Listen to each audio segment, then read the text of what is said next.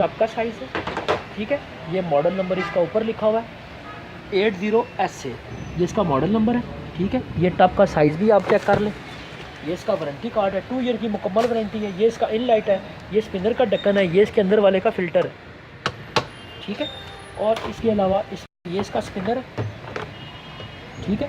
और ये जो पाइप पड़ा हुआ है, अक्सर कस्टमर पूछते हैं कि ये किस लिए, ये पाइप इसका इन लाइट है। जब आप ये इधर लगा देंगे तो आप ये पानी इसका इसके अंदर आ जाएगा स्पिनर के, ये कपड़े बिल्कुल नितार लेगी, ठीक है। जब आप ये इन लाइट इसके ऊपर लगाएंगे, जस्ट आपने इसे घुमाना है।